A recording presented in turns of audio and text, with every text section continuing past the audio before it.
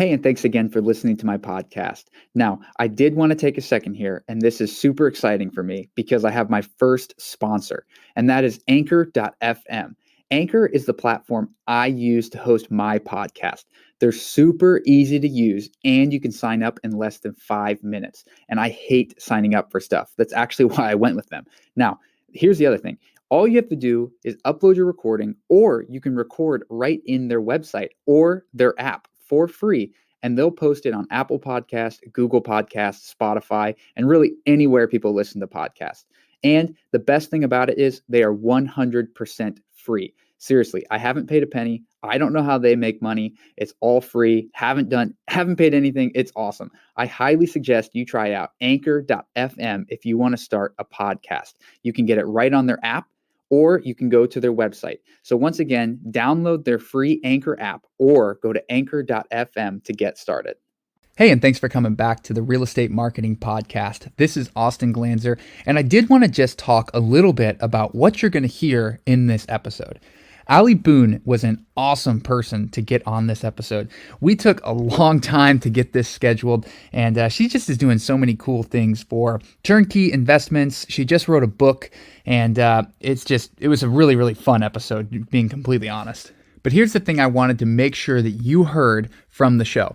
Ali is giving away her book for free to anybody who listened to this podcast. Now, all you have to do is go to her website, hipsterinvestments.com/real estate marketing. That's hipsterinvestments.com/real estate marketing. Her book is called Not Your How-To Guide to Real Estate Investing. And she's going to talk about it in the episode, but you can get it for free if you get it right from the show notes, which I linked in the show. And I think it's going to be an awesome book if you are interested in getting started in real estate investing. She talks a lot about her story, about how she got started. And I really do believe for a lot of my listeners, it's going to be a great book for you. So feel free to take advantage of that and get it for free right in the show notes. So thanks so much. Also, I do want to apologize to Adam. You're going to notice in the show, I kind of talk the entire time and Adam doesn't get much chance. So Adam, apology to you as we jump into the show. So anyways, thanks so much for listening to this, and excited for the episodes to come and excited for you to listen to this one. See ya. This is the Real Estate Marketing Podcast, where we teach you how to grow your real estate business. Whether you're a wholesaler, investor, or realtor, this podcast is for you. Hey, and welcome back to the Real Estate Marketing Podcast. I'm Austin Glanzer. And I'm Adam Grimm. And today we have a super cool episode where we are going to be interviewing Ali Boone. She has been on so many different podcasts. She's been featured in Fox Business, Motley Fool, Bigger Pockets, Real Estate Investors Beat, just a ton of stuff. And she has an awesome business called Hipster Investments, where they connect people with turnkey investments. So we have a couple episodes before where we've talked about turnkey, and I'm just excited to hear her perspective on everything and to hear just some advice really about how you can get started into turnkey investments. So Ali, would you mind saying hi to everyone here? Do I mind? I definitely do not. Hi, everybody. Thanks for having me on here. I'm excited about it.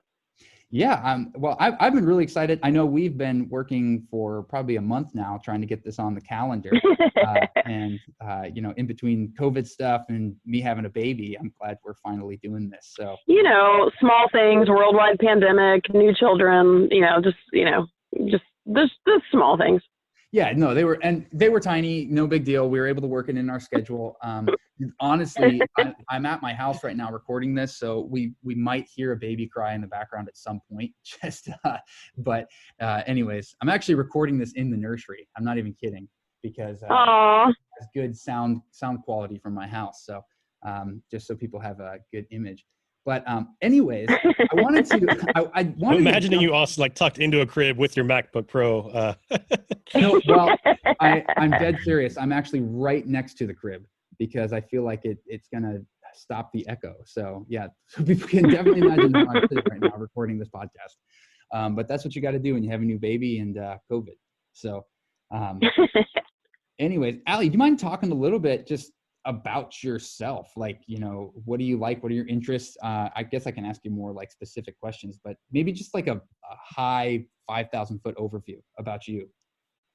Yeah, for sure. So, I mean, the short of it is I live in Los Angeles. I grew up in Georgia, and I say that to kind of, I really grew up with, I don't want to say it's a Georgia mentality. It's kind of a very common mentality regardless of where you are, but it's, go to school, get good grades, get a secure job, and do all that. And I do kind of tie it to Georgia a little bit just because Los Angeles is so different from that mindset, or at least now that I'm here. So just very traditional mindset. And I did all of that.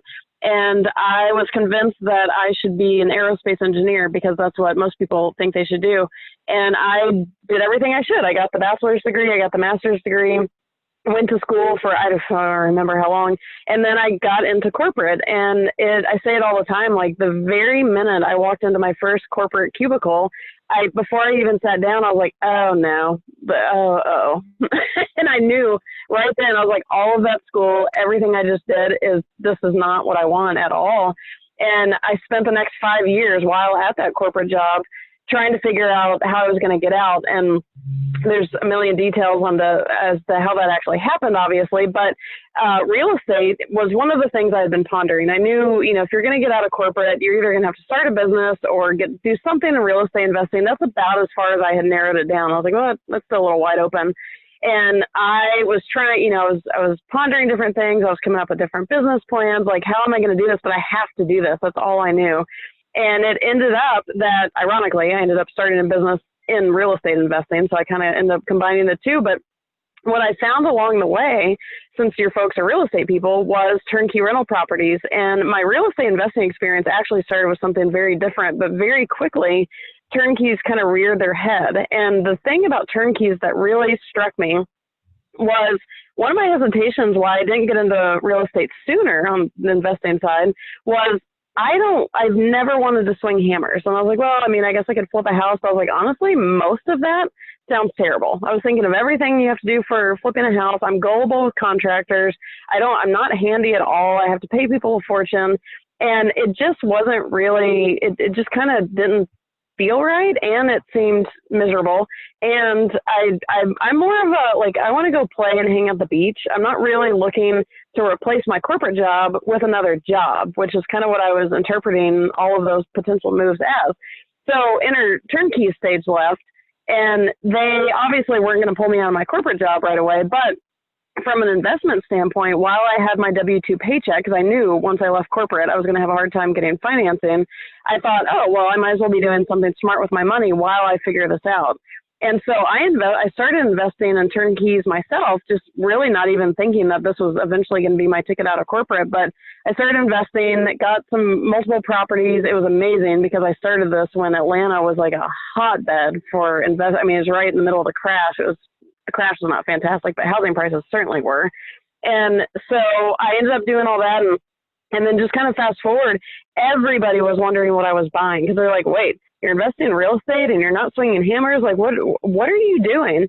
And I just randomly started telling people about what I was buying. I was starting to connect people, and it picked up so much. I started writing about it online, and Bigger Pockets picked me up as a writer.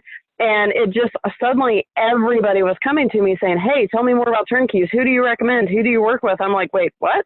And so I kind of ended up starting to do that as a side hustle, really helping people with turnkeys because I had been through it myself and I was even in the midst of going through it. So I was just kind of very nonchalantly saying, well, here's what I've learned. Here's what I've done. Here's who I've bought through. Here's what I like. And fast forward, it ended up becoming a whole business. So that's what I do now. And so now I bought my first turnkey.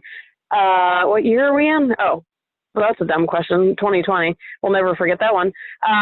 So it's been about 9 years since I got my first turnkey. And ever since then, I'm not currently buying right this second, but I'm still helping people connect them with different turnkey providers. I stay on kind of as moral support. I used to call myself a glorified matchmaker, but I've since shifted that to emotional support dog because that's, I don't charge buyers to help them. I just kind of tell them what I know, and if they have questions along the way, if they have any fears, because for a lot of people this is their first investment, they don't know what questions they should be asking, they don't know what they don't know. So I really just kind of stay on and help them through that, and then after they buy, if they have any challenges or whatever, just they can reach out, and that's kind of that. So that's where I am today. Okay, so that's awesome. There's a couple things I want to ask about that, which I guess probably I should start with, we've already done a couple episodes on turnkey, but maybe there's somebody out there listening to this. They've heard you say turnkey a couple times. Can you explain what turnkey investing is for someone out there who might not know? Yep, for sure. So turnkey, the word itself, actually refers to the condition of a property that you get it in. So you could buy the house next door to where you live, and turnkey condition would mean that it's fully rehabbed, it doesn't need work. And there are variances of this definition, but fully turnkey would be it doesn't need any work, it's already rehabbed, there's already tenants in it, and if applicable, there's property managers on standby to manage the property for you. So the whole metaphor is you stick the key, all you have to do is stick the key in the door and turn it, and you're making cash flow on day one. And when I refer to turnkeys, and when most people are talking about turnkeys, so you can buy a turnkey next door to you, but when we're talking about them as far as a strategy, it's usually referring to buying properties from turnkey providers. So there are companies out there who basically they're large scale flippers. They're basically flipping houses, but these turnkey providers are in markets where there's enough distressed inventory that in bulk they can go and buy these properties, rehab them, place the tenants, have property managers on standby, and you as the investor just buy the property. And there's been a bit of a confusion, and I'm one of the culprits of it. Everybody calls them hands-off rental properties, but what I've learned over time is that puts a suggestion in people's head that they don't have to do anything. And there are things that you need to do, like you need to do due diligence, ensure everything is as it's advertised, step in and manage the manager if you have to. So it's not totally hands-off, but as far as buying actual property, it's the closest thing really to it, because the only thing more hands-off would be like buying notes or doing syndications or whatever. But this is you actually own the property, but other people are taking care of all the big things for you, the rehab, managing the tenants, ongoing. So, like I said, I live in California, so a lot of people in California are buying these because they cash flow. That's a big distinction. And lots of rental properties can cash flow, but if you're buying a turnkey from a turnkey rental, turnkey provider, it's assumed that it's a cash flowing rental property, which means you're making money every month. Whereas the house next door to you, it may not cash flow well at all. So yeah, that's what turnkey basically means is, someone else is doing the hard stuff for you, and should be getting, assuming all goes well, a finished product. And, you can be about as hands-off as possible. And there's a million advantages to it, but like I said, in California, you can't buy for cash flow here. So when someone else is taking care of all the hard stuff, it allows you to buy not local to you. Like, I can buy in Chicago or Atlanta or Baltimore. And, whereas if I was managing it myself and doing a rehab and all that, that would be really hard and a little riskier and pretty challenging from afar. So that's kind of the gist of the turnkey world. Yeah. So how many people are doing turnkey? Well, I guess I should say how many businesses out there are, doing turnkey properties and then selling them and then managing it? I know personally of 6 or 7, we've interviewed one on here. Are there a ton of them out there, or is this relatively new? That's actually something I don't know. I would say, let's see, I personally work with, one, I don't even know if it's worth me trying to count on the fly. Let's see, 1, 2, 3, 4, 5, 6. I'd say 10 or less are maybe kind of the biggest ones, the big ones or the most known ones or whatever. But, as a whole, you could have a really small scale provider. I actually work with a really small scale provider in Chicago. And, as compared to, I remember back in the Atlanta days, I can't remember which company it was. They're not in business now, but they were literally flipping off 70 properties a month. The inventory was moving so fast. That is ridiculous. I don't even know how they did it. And actually, they didn't do it very well because now they're out of business. But, and versus the small scale provider, I think they end up maybe doing 5 to 10 properties a year. So, knowing the difference in the scale of how big the companies may be, I'm completely guessing at this, so don't quote me on it, and I could be full of lies. If I were to guess, I'd say maybe certainly less than 30 combined, but maybe 20 to 25 at most. But again, that'd be counting, the really big known ones, and the small ones, or some kind of variance in there. And like I said, I might be making that up. But also, too, to understand is there are two kinds of turnkey companies. There's the turnkey providers, which is usually who I'm talking about. They're the ones who actually buy the distressed asset. They rehab it. They deal with the tenants. They have property managers on standby. And there's also another style of company, which a lot of people get confused when they tell me, they're like, oh, I'm looking to work with this company or this company. I'm like, you're literally comparing two completely different companies. The other company is, some people call them turnkey promoters or turnkey marketers. And what those people do, they're not the ones with the actual properties. They, like, if you go to a turnkey, actually someone could say I'm a turnkey marketer. So if you go to Hipster's website and you click on show me available inventory, all of those, I say that I kind of just now became a turnkey marketer. I wasn't that official before, but I just realized I'm like, oh, well, I'm one of those people I'm now talking about. It's still new. It's been a 2020 new thing for us. But if you go to the properties page, you're going to see multiple markets with different turnkey options, and all of those markets are from, the properties in those markets are from different turnkey providers. So if you see Baltimore, that's from one provider. If you see Harrisburg, that's another provider. So the marketers and the promoters are the ones who are separate from the property. So like if you come to me and say, hey, I really want that Baltimore property on your website, like, sweet, I'll connect you with the actual provider. So we're kind of the matchmakers. So, and it's not a critical detail because, you're buying a property regardless of who it's coming through. But a lot of people do get confused of, wait, do you offer management with your properties? I'm like, well, I don't, because I'm not the provider, but the provider does. And so, just kind of clarifying that, because people do get a little confused pretty easy. Yeah. No, that makes total sense. And I think it's really cool what you're doing, as far as like you actually did it yourself. You bought some turnkey properties and then you started just, I guess, educating people, writing for Bigger Pockets and stuff, and then it turned into your own business. Now, I had a question about something I had never heard of, and I saw it on your website. So I genuinely don't know this. Oh, I sure hope I know what it is. Well, I'm like, oh. Well, hopefully, because I don't know. You coined a term called the Berkey, like the Burr. Oh. Like, there's a lot of people who know like Burr on here, buy, rehab, repeat. But I guess you coined a term called the Berkey, like the Berkey. So yeah. What is that? I actually kind of did that by accident because I was trying to figure out, we were calling them originally like Burr plus turnkey, but after a while, I got really old to spell it out and have to find a plus sign all the time. And so I actually run a turnkey rental properties Facebook group. And I think that, I'm pretty sure if I remember back, it was probably about a year ago, someone on there said, what if we call them Berkeys? And I was like, sold.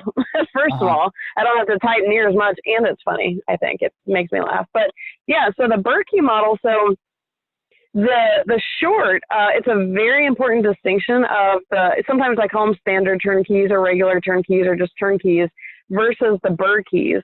So standard turnkey, and I'm actually going to very intentionally try and keep this high level because there's so many different directions to go with these distinctions. But the standard turnkey, the big thing to know is that when you buy one of those, everything is already done.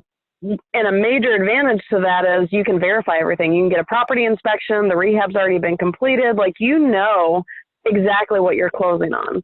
And the difference with the Berkey is, if you think about the turnkey provider, so their process is, if I'm a turnkey provider and I'm buying all this distressed property, I'm using my money to buy the distressed property. I'm using my money to rehab it. And then, whatever other expenses. And then when you buy it from me, I have basically flipped the property to you. That's, I'm getting my cost back, my money back, plus whatever profit. And you get to verify everything ahead of time and whatever. The difference with the Berkey model, so the words, obviously, it's really combining the Burr model, which you said people are familiar with, and the turnkey model. And the way that kind of plays out is that it's really bringing in the best of both worlds. So you still get the hands-off opportunity of the turnkey, as hands-off as you can get. because the turnkey provider is still doing all of that work. But instead of waiting until it's all done to fund it, you're actually buying the distressed property and funding the rehab. And so what that creates, the advantages, whereas with the regular turnkeys, they're the flippers, they're keeping the forced appreciation because, with the BRRRR model or flipping in general, is you're improving a property to increase the value of the property, and that's where your profit is. And you lose that with regular turnkeys because you're the one now paying market value. So with the BRRRR, because you're willing to put up the risk, which is a very important factor in this, because you're putting up the risk because it's your money, they're doing all the work for you, but you're the one who gets to capture the forced appreciation on the other end.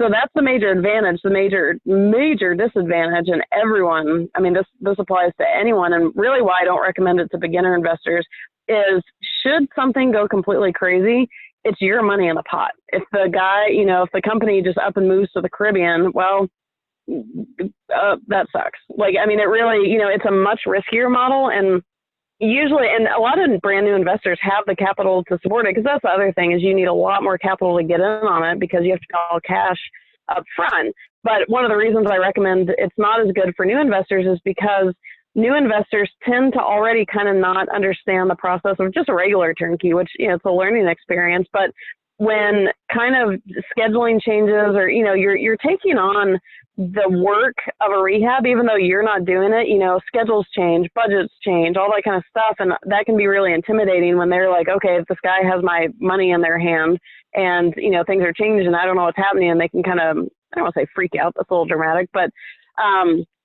yeah, that's the major difference is you're funding it from the get-go. You're still ending up with a turnkey rental property. And then I've left out a major detail. What happens is once they do the rehab and place the tenant, you can then go to your lender and do a cash out refinance based on the new value. So the major advantage when you're capturing the forced appreciation, it tends to allow you to be able to buy more because you're snowballing the profits. Whereas with the standard turnkeys, if you're assuming 20% down on a mortgage, well, if you want 5 turnkeys, you're going to have 5 sets of 20% down. So let's say it's, $100,000 turnkey, and the 20% down plus closing costs or whatever, let's just assume it's $30,000 that you need. Well, if you want 5 of those, you need 5 sets of $30,000. And if the BRRRR go correctly, then you actually get to pull more money out of that, and you can kind of snowball it a little bit easier. Yeah, that's really cool. I kind of thought that was it by the name, but I had never heard it. So, and I know you have a ton of resources on your website. I don't know. Do you have an ebook called BRRRR or anything? Not an ebook. I have a Turnkeys ebook. There is I can't even think of the link right off the top of my head. I'll give you guys a link for anyone who's interested just in getting to the website and whatever, which can eventually, actually, if you want, I can try and put a direct link to the BRRRR page, which has a video of me really explaining in depth what the BRRRRs are, and it goes more in depth about the pros and cons, advantages, disadvantages, the risk factors, all that kind of stuff. So I'll make a note to link to that page specifically with, in the general page.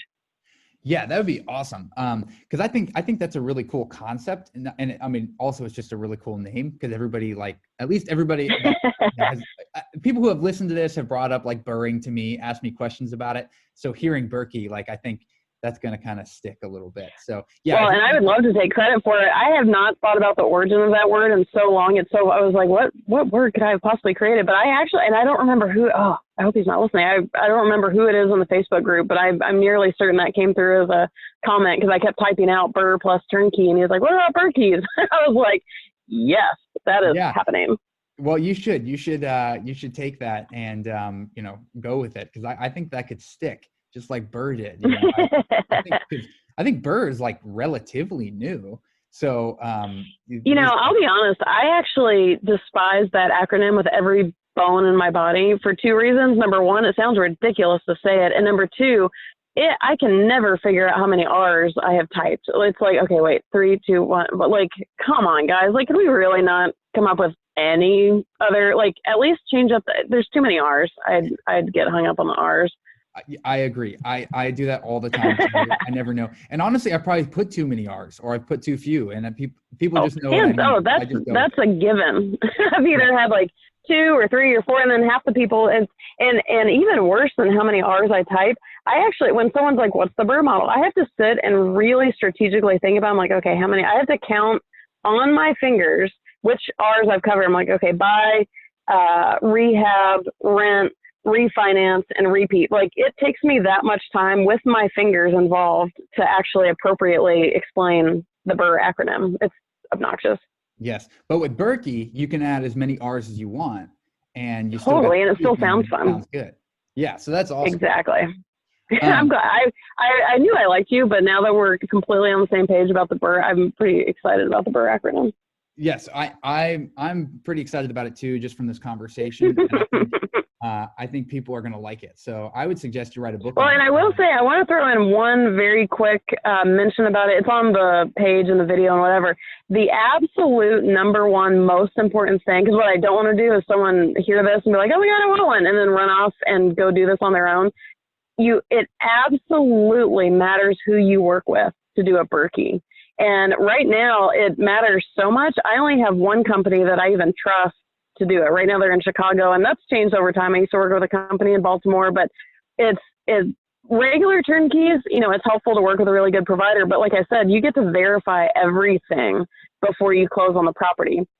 And so you have that option. So really, you know, who's kind of behind it almost doesn't matter if the property checks out. But with the Berkeys, because these people have your money in their hand, and there's, you know, it's not completely all of your money. You know, you bought the distressed property. You don't pay all of the rehab money at once. You do like milestone payments. You know, it's like, okay, well, the carpets are in. Okay, I'm going to give 25% more, whatever. So it's not all of your money.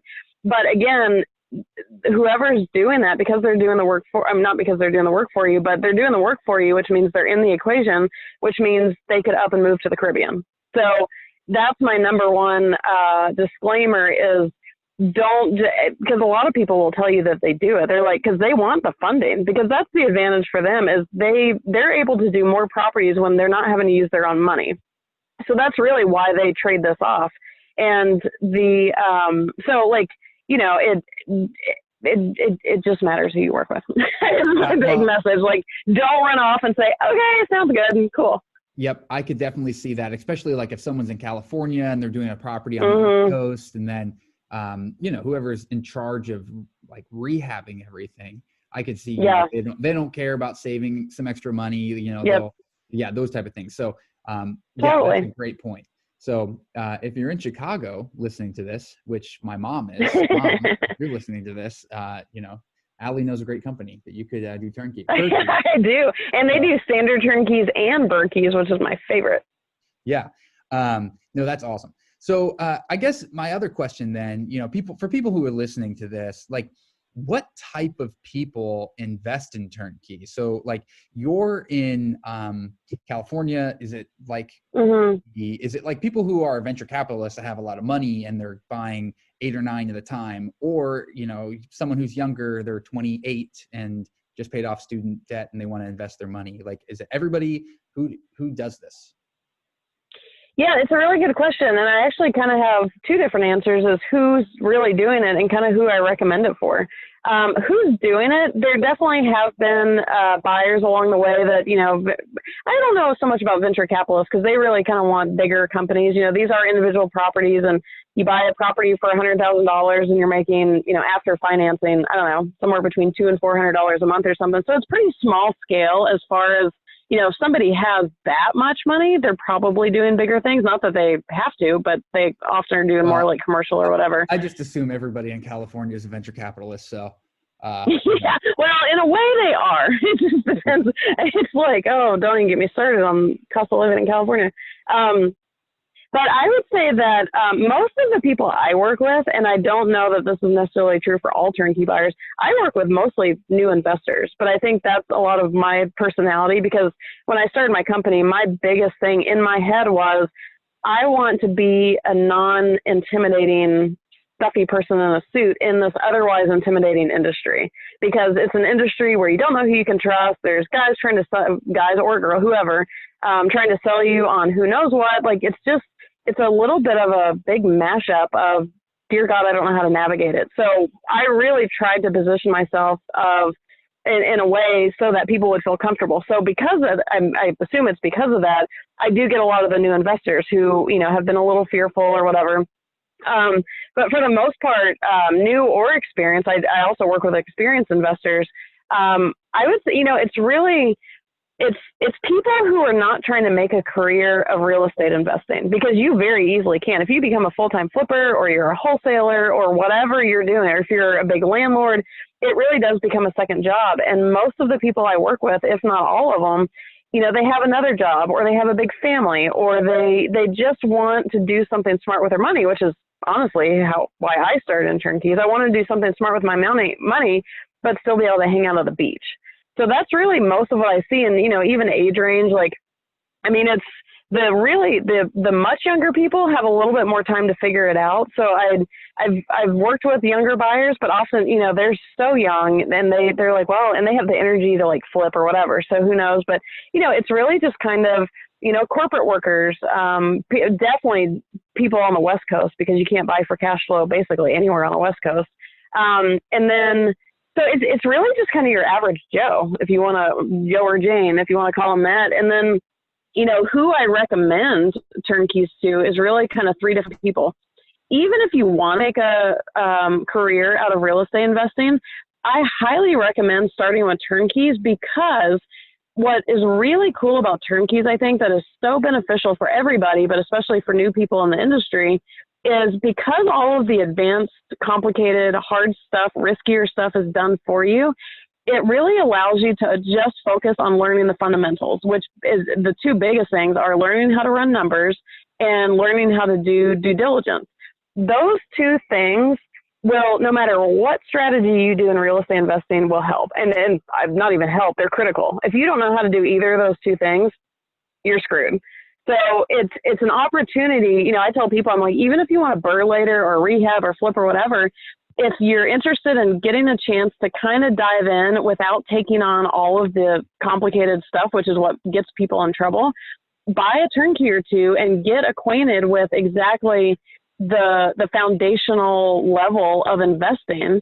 And then, branch out, do what you want. You'll kind of learn in there, what do you want to do? And then, then you can learn to rehab, but at least you have that foundation, which is huge. So that's one, is brand new people. I highly recommend them. Number two, if you're just like me and you live in California and you just aren't interested in working in the industry, 100%. And that's probably most of the people, is they're just not looking to make that career. And then the third group of people that I recommend Turnkeys for, and I have had people in this situation, they are flippers, or they are more heavily involved in real estate investing or whatever. But let's say that you're a property flipper. You are using your own money and you're using a heck of a lot of your time, assuming you're not super advanced and you've built all your teams. So let's say that, you can only do, let's say 1 to 2 properties at a time. Well, let's say you've made a good bit of money, and while you're busy doing those flips, your money's just sitting in a bank account, which we all know makes nothing. So it's a diversification strategy. So you can use your money to put it into the hands-off opportunity and there I go, calling it hands-off when I clearly knocked that earlier. The more hands-off opportunity, because then your money's working for you while you continue to do your more active income thing. So those three people, the brand new people who just aren't looking to make a career, and or in the same kind of category, is if you just don't live local to properties that cash flow, and that, because you may be interested in working in it, but you also want cash flow. So it's either location or just desire. And then the people who, just want to diversify their money while they're doing other stuff, and they don't have time to access those funds or use those funds, but they want to get some returns on them. Yeah, no, that was a great answer. And just the way you explained all that, I think that probably resonated with a couple people who are listening to it, I'm sure. Now, I guess another question before we probably wrap up here soonish, how much money does someone need to invest? What's the littlest amount someone could invest, Well, the smallest amount, assuming you qualify for financing, is going to be on single family houses. You're going to be looking at putting 20% down. So you can't do FHA or VA loans or whatever, which honestly is better because you don't want PMI knocking out your cash flow anyways. So 20% down. And really that then, and plus closing costs, so it's not a straight 20%. Say, it's 20% down for single family, typically 25% down for multifamily, and then, some percentage in there for closing costs, which could range from a couple thousand to, however much. I usually just estimate 5,000. But assuming you qualify for financing but then it really depends on what's the price of the property, because 20% of a $60,000 property is very different than 20% of a $150,000 property. And what that really brings into the conversation is, what price point do you want to aim for? Because it's like, oh man, I could buy a $60,000 fully rehabbed property with a tenant. Well, I can tell you in 2020 and ever since real estate prices got high, that's probably a really risky investment. Because if it's only, that depends on the market. I lied. I just sold a $60,000 turnkey that I fully supported. But in most markets, shy of Cleveland and those, you can get away with that price range. But like in Atlanta, for example, right now, if you were to buy a $60,000 turnkey, which actually secretly doesn't exist for this exact reason, but let's say someone says, "Oh, I have a $60,000 turnkey," you should be pretty leery about that because so. You don't want to just go for the cheapest property with the highest returns because you're bringing in risk factor at that point. So, I just kind of average it out. Like, let's say you can get a really good turnkey property for $100,000 in most markets, and that's a slightly higher end. They're not going to be like the absolute nicest properties, but for $100,000 to get you something pretty good. So then you're looking at $20,000 down and say $5,000 for closing costs, give or take. And I'll completely refrain from bragging about my very first turnkey because it was in the middle of the crash. And my first turnkey was $55,000. So that was literally like 10 grand out of pocket to buy this property. And I won't tell you what it rents for today, 9 years later. It's pretty stellar. So, back then you could get away with a lot lower down payment, but now it's a little bit different with just where prices are. So you still own it then? Yeah. I actually have never gotten rid of any of my turnkeys. Oh, nice. So how many do you have then for yourself? I have quite a few. I usually leave the number out of it more. I think I've been online and hearing people talk too long. I never want someone to know if I'm worth coming after or not. That's kind of my policy. I always get baffled, like guys on Bigger Pockets or whatever, be like, "Oh, I just closed on house number 37," and all that screams through my head is like, you're just kind of airing. I don't know. I also watched a Dateline earlier today, and a real estate agent and this is totally separate from me, but a guy ended up murdering a real estate agent because he was convinced that because she was a real estate broker, she must have had money and it was a robbery gone wrong type of thing.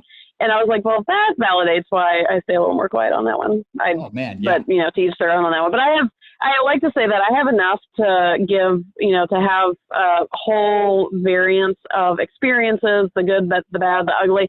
And really, when I started buying, I didn't know everything. And this is kind of what I try and help people with, is I'm trying to share the lessons I've learned before they have to make them. Because as with any real estate investment, and you guys know this in the industry, you're never going to get it 100% right from the beginning. It's such an on-the-job training. You're going to learn. You're going to have what you're going to consider a failure. You're going to have all of that stuff. So, that's, I like to say I have enough to have no shortage of lessons learned. Yeah, that's a great way to put that too, because, I'm pretty young too, and I'm relatively new to the industry, and I'm now starting to kind of quantify my experiences more than money, at that time. So I just did a whole flip and I made $500 on it at the end of it. And I was just like, you know what? I didn't lose money. I know what to do next time. And so the way you worded that was perfect. And that's really, I talk to people about that all the time, is like, and someone I think on Bigger Pockets had put a post up a couple months ago and said, is it okay to break even on a rental property or flip or whatever it was? And my response was, you don't want that necessarily as your long-term goal because it gets kind of pointless. But if it's your first one, for example, heck yeah, because it means you didn't lose anything, and that's a big deal. Like if you jump into an advanced strategy and you don't lose them, be like, yes, because you can build from that. But to your point, if you're going to be a flipper long-term, heck yeah, because you just learned a ton. You're going to be able to apply that to the next one and on and on and on. And you got $500 in your pocket. Like, yes, please. So, and I love what you said a second ago. I'm totally going to put a stick for my new book that came out. We'll talk about that in a second. But one of the chapters in there is I wrote out, I've deemed there to be 3 true currencies. And it's exactly what you're saying. I'm certain that there's 3 of them. Money, we all know about, but time and sanity. And, it's even, kind of what you're saying is like, there's experience in there, there's learning, all of that kind of stuff. And, it's not always about the money is the whole point of that entire chapter of, if you're losing time and sanity for the sake of $1, like that may not be worth it. So I love how you phrased that just a second ago. Yeah, well, that's awesome. So, I guess I have 2 more questions for you because I do want to guard your time, but I just one about your book so we can get there. And then the other one is, I guess I'm just kind of wondering this too, for people who buy Turnkey, how are they able to continually buy them? Because at some point, doesn't it mess up with their debt to income? Like, especially if they're working a corporate job and they're maybe making good money, but at some point their debt to income will probably stop them. So how are people able to continually buy? Honestly, there's even more reasons than just the debt to income ratio that make it complicated. And if you really dive into, looking into Turnkeys, you will see very quickly that the number one challenge with Turnkeys is scaling. And way before the debt to income ratios, like I said earlier, if you want 5 Turnkeys, you need 5 sets of $30,000. And a lot of people don't have that. They're either new investors or they don't qualify for finance or whatever. But the big thing with the Turnkeys is you're not buying with forced appreciation in the beginning. You're not buying with equity. You're buying at market value. So how do you keep doing that? Because with the Burr method, I talked about this with the Burr keys, with the Burr method or flipping, the whole point is to put in, say, $60,000, and then you improve it enough where now it's worth $100,000. So that $40,000 is yours, and you get to take that if you really want to start building an empire. You take that $40,000 and roll it into the next investment, and then you rinse and repeat. Because you keep pulling money back out of the property. Well, shy of buying in the middle of a crash when the market itself creates appreciation for you, which is what happened on my Atlanta properties, you're paying market value. So it's like, well, how do I keep snowballing? That's everyone's biggest question. And I was about to say for good or for bad, I guess just for bad is none of us really have an answer for that yet. But part of the things to consider, it really comes down to creative financing, which is really kind of a situation for most investment strategies. Because if we all had $1 gazillion, it'd be a very different conversation because most people starting in the industry don't have the $1 gazillion to disperse everywhere. So, you've got the debt to income ratio, which becomes a problem. You have the capital, which becomes a problem. And then at some point too, you're going to hit that 10 mortgage limit. And then it's going to be, well, now what do I do? And, whether that's portfolio loans, whether that's whatever. But we've got a guy in the Facebook group who has been so beneficial for helping people. He actually creatively financed 12 Turnkeys, and everyone's like, tell me more.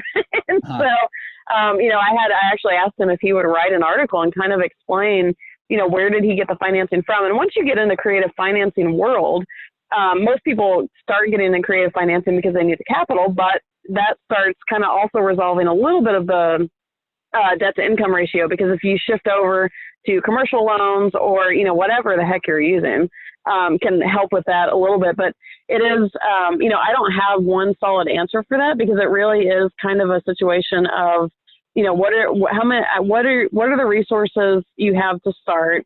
Where are you, what's going to bring the equity in those properties up, if anything, normal appreciation over time, but like harder amounts of it, creative financing, it just kind of varies. Really, it honestly varies so much between everybody. I think that's kind of why there's not been, one published solution, really. Yeah.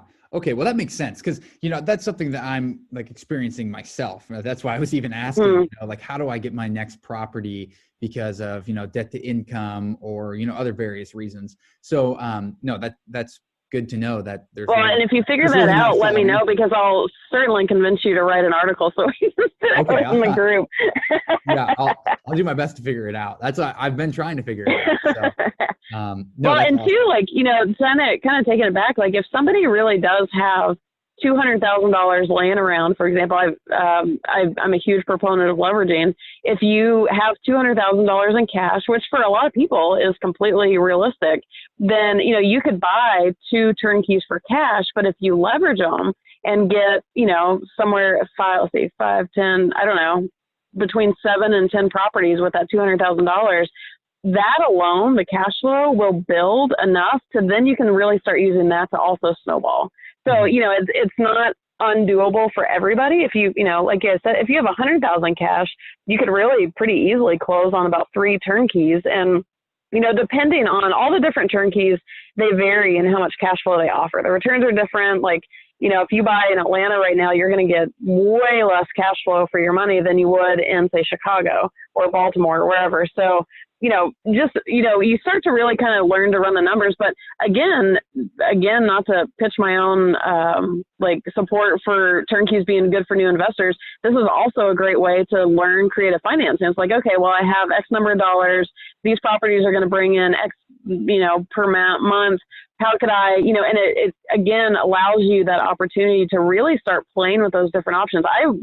It wasn't a turnkey. My first investment, I used a credit card at a 0% interest rate. It's like, okay, well, I use the credit card for that, but then how can I shift that out before the interest starts? And, you know, you get to start, I was an engineer, so the problem solving is very fun for me. It's not fun for everybody, but you know, that falls right into that category of being given the opportunity to see how creative you can get kind of thing.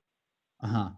Yeah, no, that's awesome. That was great advice. And just, you know, I think that's something that it's what's on a lot of people's minds right now. You know, I think there's a decent amount of people, and even just what I'm experiencing just with COVID, there's been a lot of changes as far as like being able to get mortgages and the regulations on mortgages. Like everybody's talking about interest rates are so low, but I think they've made a lot of regulation changes just from what I've experienced and what I've talked to. So that's really cool. So how can people get in touch with you? So, you know, you have a ton of resources on your website, which we'll link to. And then I guess you're writing a book, or is it done? It's done and it's on Amazon. Awesome. This was my quarantine project. It had been in work for a couple of years. And then the minute the quarantine gates shut, I was like, well, now I don't have an excuse. So it became basically my full-time quarantine project. So the book is called Not Your How-To Guide to Real Estate Investing, Life Lessons for Hacking Your Mind Before You Hack Your Wallet.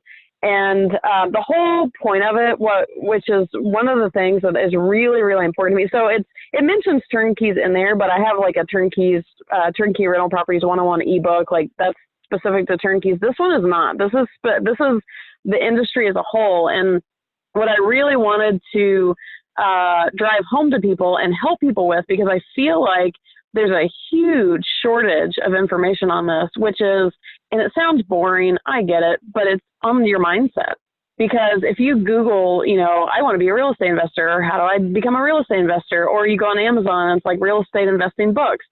Everything just dives so fast into the strategies. Like, I mean, how many of us, and I'm one of them, how many of us are like, I want to be an investor, and you go to some weekend seminar and they're like, you should flip properties, you should wholesale, you should do this. Oh, this, you definitely got to do this because da, da, da, da.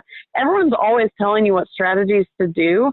And I feel like, you know, there's a million reasons why I feel like people don't succeed as investors. But I think one of the biggest ones is that everyone's telling you what they should do, but they have no idea what you should be doing, like truly. And it's like, okay, let me take a step back. I consider it like a prerequisite to the how-to guides, which is why it's called Not Your How-To Guide. I tried to drive that home very clearly before I get reviews saying, she didn't tell me how to flip. I'm thinking, correct, I did not.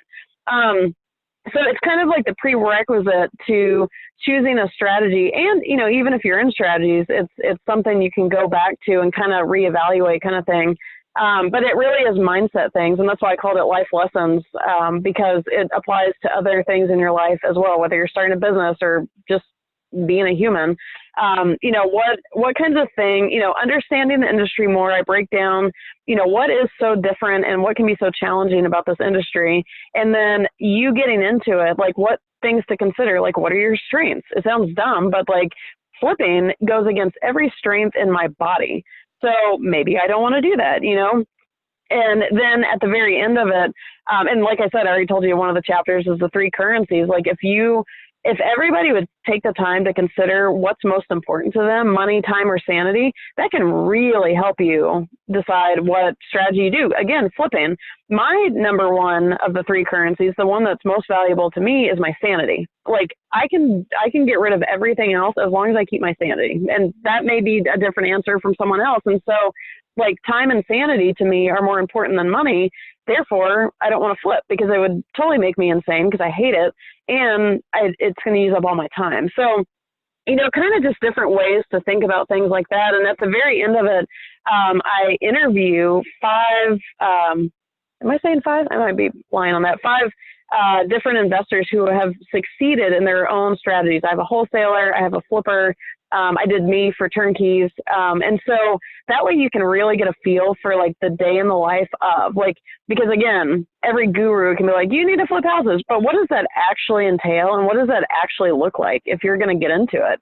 And so I was really excited to include those investors, and I know them all personally, like from Bigger Pockets and all that kind of stuff. And then the last kind of major part of it, actually right before the investor interviews, is I give a 6-step how-to guide to succeed as a real estate investor. But honestly, you could use this how-to guide to achieve anything you want. And it's literally, and I mean literally, the 6 steps that I took for myself without even knowing I was doing it at the time to get out of my corporate job. So these were the steps that got me out of corporate. And then they got me into real estate. I was kind of already in real estate by the time I got out of corporate. But so all of that said, the book is on Amazon now. It's called Not Your How-To Guide to Real Estate Investing. But I have set up a link for your listeners to get a free digital copy of it. So if you go to www.hipsterinvestments.com/real estate marketing, all the words all together, then you can download literally a free digital copy. It's normally $14.99 on Amazon. And if you're like me and you're obsessed with paperback, there's a link to the Amazon link on there. But because I want everyone to get the book. And if you get it and you like it, I would love if you share it. And really, any review would be huge. So I want to offer you guys that for free. And all I ask in return, if you are so willing, leave me a review. I'm still that like new author who reviews actually really count. Well, that's awesome. Super cool. I'm going to do that myself, like right after this. Awesome. So, really cool. And I'll make sure that's like one of the main things in the show notes. Cool. Sure. Like, first thing people I think if no one else listens to anything else I say, I'm like, here's a free book. Yeah. Well, yeah, seriously. And, we just have our listeners are a lot of people who are like me, like in their 20s that are younger and getting into real estate, maybe have a couple flips under their belt, So I think it's super applicable to where people are at in life. You just explained, So yeah, really and even if you're like already succeeding in a particular strategy, because it's mostly probably helpful for people as they kind of start into it. But even if you're already succeeding with a strategy, it's kind of set up in a way where it can help you tweak things. Like, you know what? Yeah, I'm going to do that. So I'm going to therefore tweak my process a little bit. So, that was really the spectrum I wanted to cover, was brand new people, but also helping anyone who, some people accidentally got into investing. They don't even remember how they're like, wait, what? And I actually kind of did a test with it. One of my really dear friends, she retired in Mexico now. She was a very successful house flipper.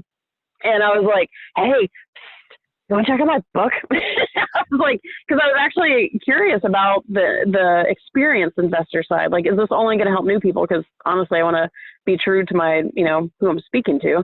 But she loved it. She's like, if I had read this before, she's like, there's 100% some things that I would have done differently for sure. So that was really encouraging. And, again, I tried to bring it up to a broad level of these are life lessons. This isn't just applicable to real estate. I just happen to use real estate investing kind of as the main focus of it for sure, but it can apply anywhere. But yeah, I ended up pretty excited about how it turned out. I tried to keep some personality in it, because that's the other thing I feel like with real estate investing books is I just want to kind of throw them against the wall, because I'm like, wow, this is so dry and So I tried to put some humor in there. I put personal stories in there, the whole kit and caboodle. So I hope everyone definitely checks it out. And there's contact information on the link. Like, reach out anytime. I would love to, not even just Amazon reviews. Those would be super helpful, but I'm friendly. Come say hi. And if you read the book, let me know what you think. And if you hated the book, don't let me know what you think. And just kidding. You totally can. But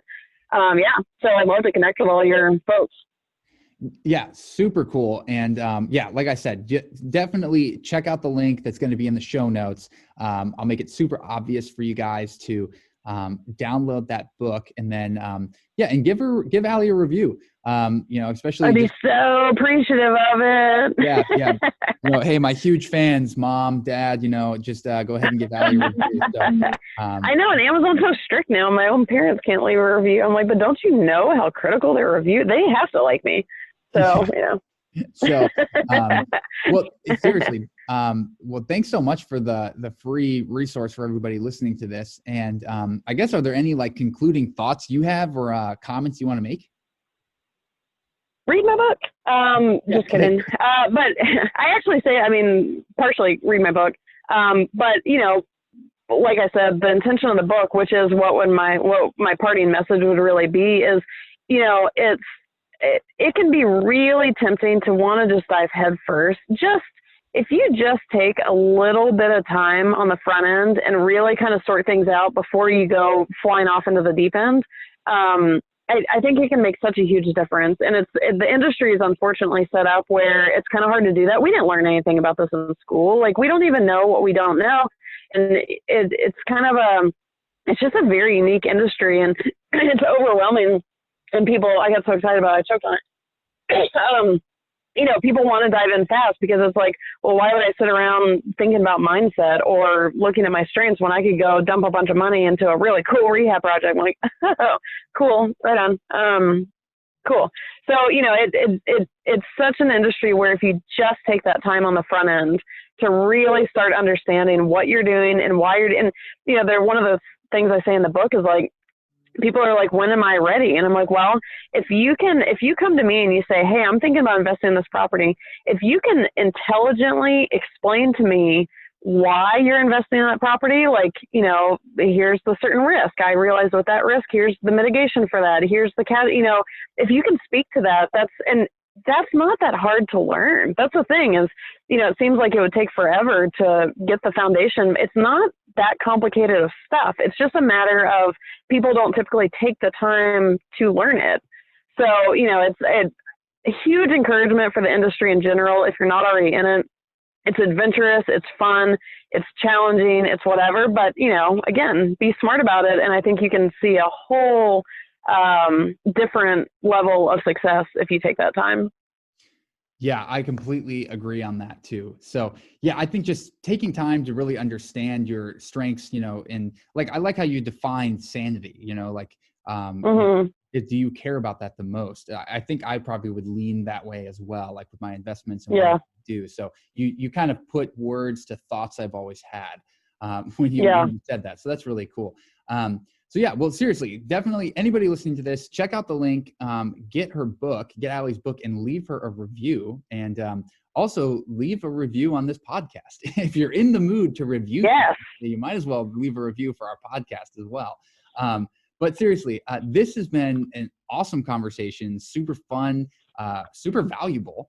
And, and even more value people can get out of it afterwards by getting your book for free. And if you want the hardback or the paperback version, you can go onto Amazon. I'll have that linked as well. So seriously, thanks so much for your time. This episode was great. And I guess we'll get you here posted soon. And I guess we'll catch you later. So sounds good. Well, thanks again so much for having me. Thanks for letting me pitch my book to your folks. I kind of laugh. It's like, oh, buy my book, but it really is more honestly because I want people to have the information, because a lot of it too is information I didn't have. So I really am genuinely hoping that it helps people. So can't wait to hear about it. Yeah, I'm sure it will. And hopefully some of these listeners will get it and then let you know what they think. So cool. really. Well, this was awesome. I had a lot of fun. Adam, I feel really bad. We went into conversation so much, but you haven't been able to chime in at all. So No, it's all good. I was here. That's totally accurate to how little I know about marketing. Zero. So, anyways, I wanted Adam to get his voice in there before we ended the podcast. So, yeah, I'm here. I haven't disappeared. He's been here the whole time. We promise. Yep.